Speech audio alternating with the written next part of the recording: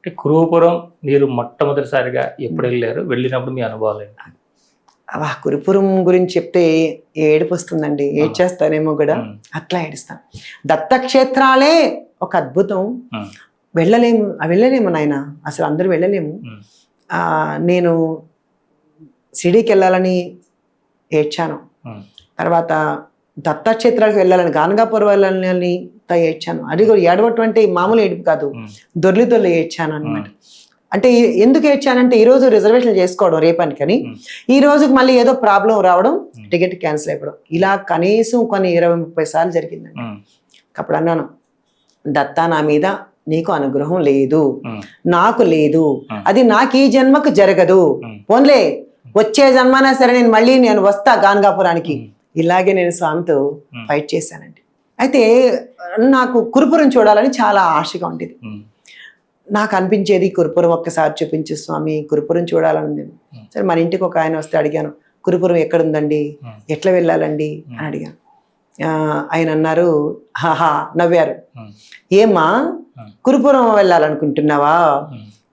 నీకు తెలుసా తల్లి, పిఠాపురం వెళ్ళాలంటే నీకు వింతలు తెలుసు కదా, వింతలు 7 ఉన్నాయంట కదా, ఏదో పిఠాపురం వెళ్ళాలంటే ఒక వింత, కురుపురం వెళ్ళాలంటే వింతల్లేకి వింత అన్నాడు ఆయన. నిజంగా నాకు భయం వేసింది, నేను పోగలుగుతానా, ఆయన ఈ మాట అనేసాడే అనుకున్నాను.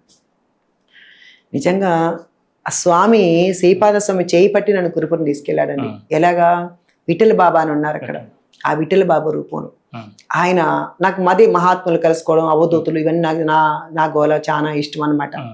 అలాంటి నేను పరిస్థితుల్లోనే విఠల బాబా మన ఇంటికి రావడం ఇవన్నీ జరిగాయి అనమాట. అప్పుడు నువ్వు రావే కురుపురం అని చెప్పారు, ఆయన ఇలాగే మాట్లాడతారు.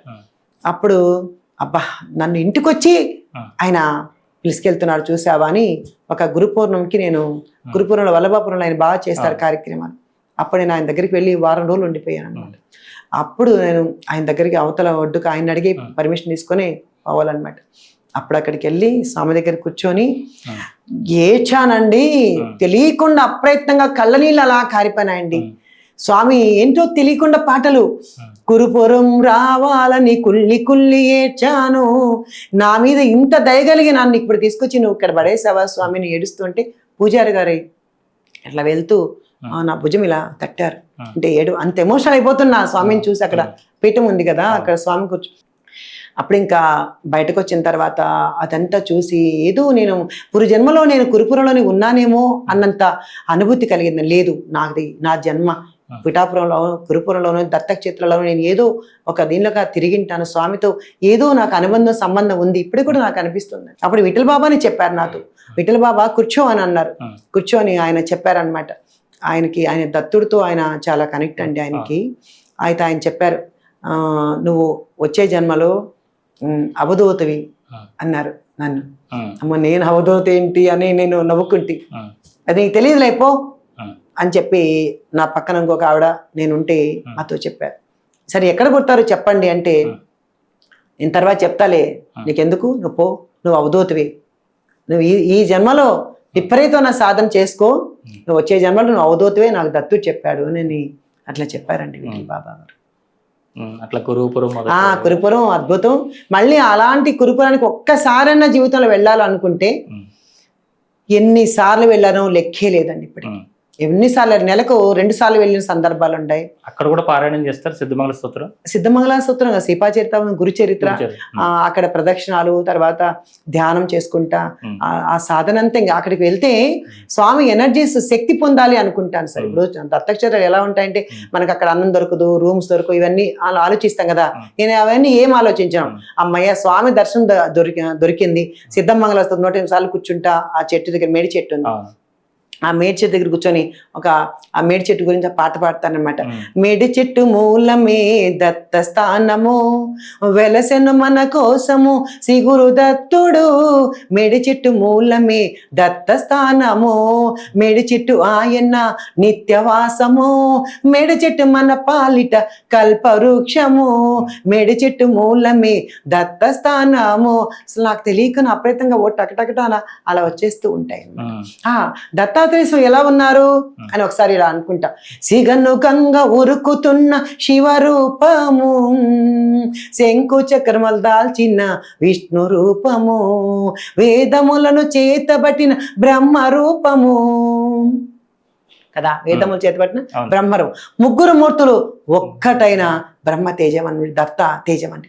ఇలా అద్భుతంగా అనుకోకుండా అప్రయత్నంగా కొన్ని అలా స్వామి చెప్పిస్తూ ఉంటారు. అందుకని స్వామితో మాట్లాడుకోవడం, ఆ చదివిన దాన్ని ఎక్కువ నేను మననం చేసుకుంటూ ఉంటానండి.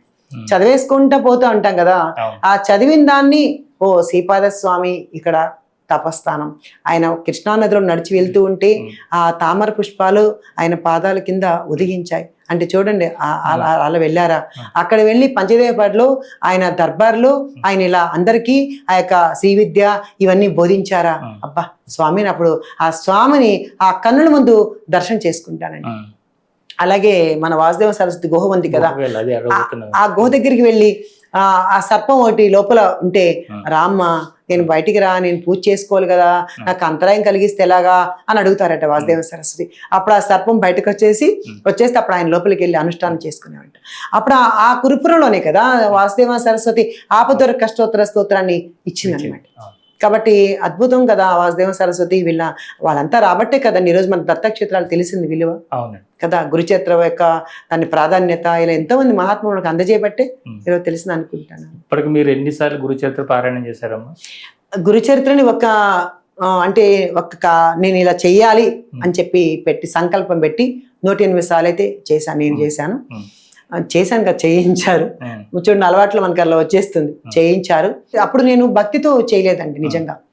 ఫస్ట్ నేను చదివినప్పుడు 108 సార్లు చెయ్యాలి, చేస్తే కోరికలు తీరుతాయి అనే విధంతోనే చేసేసా. అంటే నేను కూడా చదివాను అని గొప్పదనాన్ని చేసేసా నిజం మాట్లాడితే.